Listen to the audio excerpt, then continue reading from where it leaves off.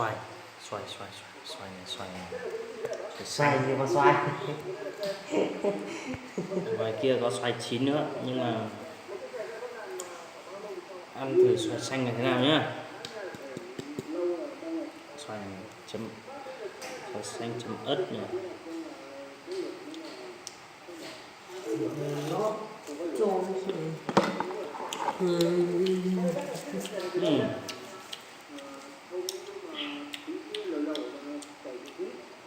Xoài này bây giờ xanh, còn xanh nhưng mà già rồi ăn nó có vị Ngọt lắm. vừa chua vừa ngọt, vừa cay vừa mặn. Cay thế mà. Mới nhá. Smooth sẽ ha.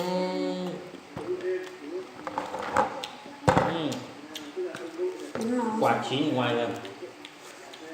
Ăn đi. Có khó nè.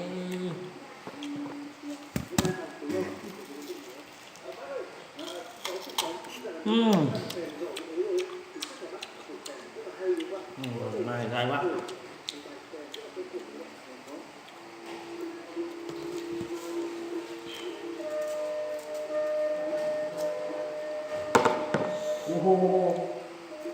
Cái kênh hồ.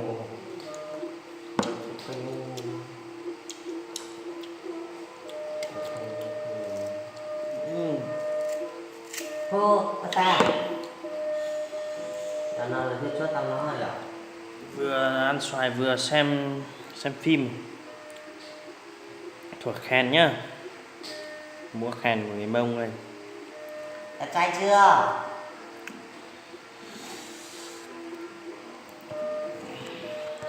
Điện thoại hôm nay đơ quá nhỉ. Mặc lắm.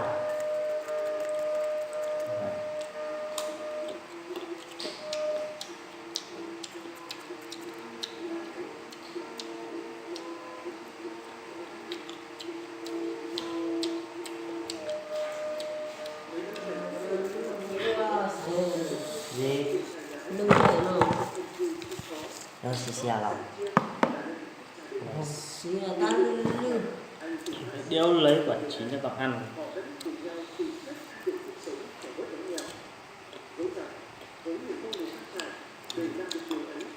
Sao không? Sao con hết đúng? Ok. Rồi đây.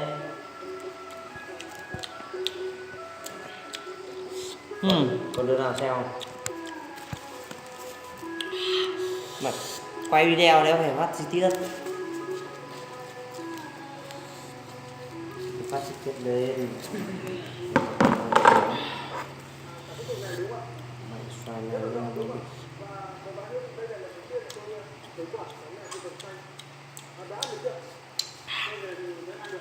Phê.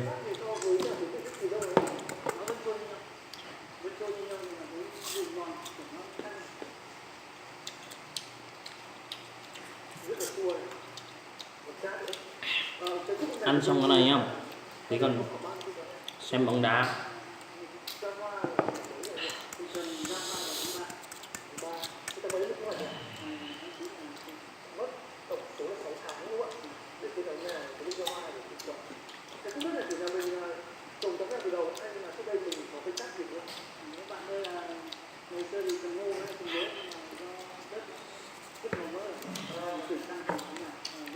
Bạn gì mà cay thế nhỉ?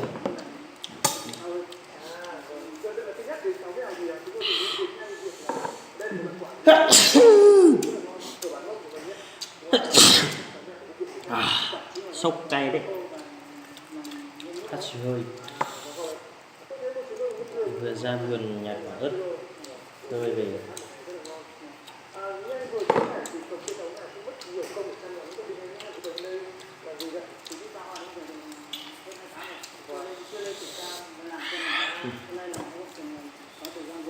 Còn đây tôi chọn được thế này.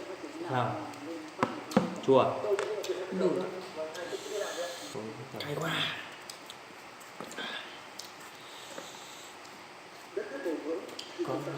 Ăn buổi tối ăn thế này.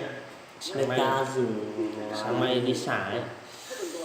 Có anh thằng đấy mình chia tay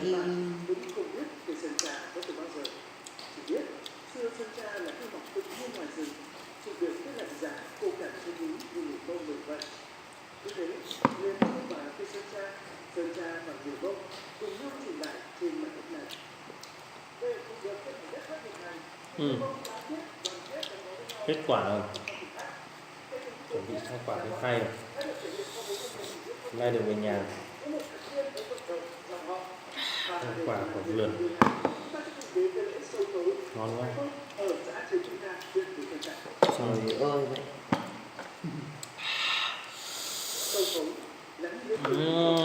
Cái gì đây? Đấy, quả này chắc chắn sẽ ngon hơn rồi. Cái gì đây? Có một cái lỗ nhỉ? Thằng này ăn quả sâu. Quả sâu rất là ngon.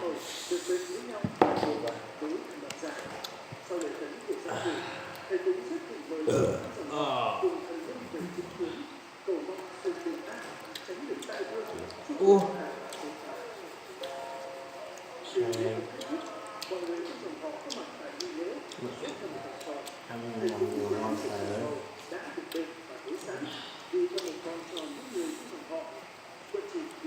Không mặc cái kia.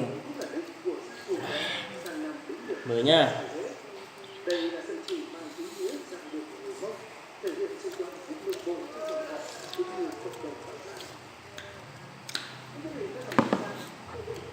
Mới nhá.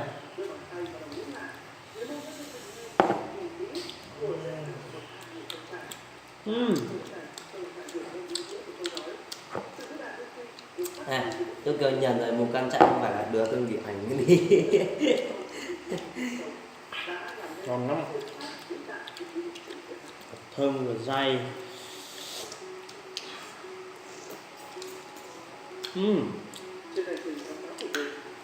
Quả này ăn cái này không ngon. Đi vào trong vườn để nhặt đấy, mình vừa nhặt vừa ngay kiểu như không có dao gọt gì ấy, như con sóc ăn ấy, nó ngon hơn.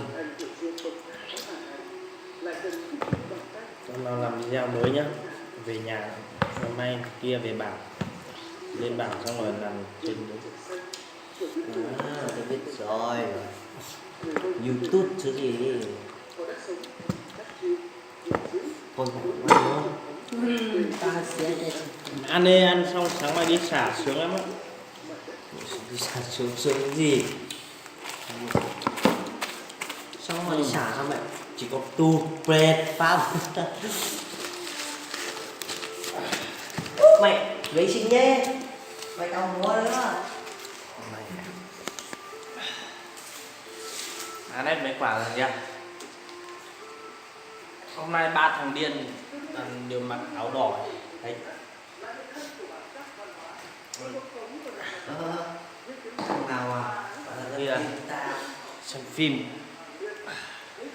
Xoài có tôi à? Đây có xoài xanh, ngoài kia có xoài chín nhưng mà không ăn xoài xanh. Chuẩn bị xem con cút đây, 30 rồi, 30 phút nữa là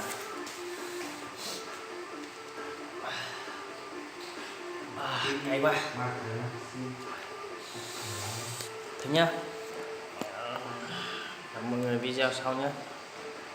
Hãy like và chia sẻ nhé.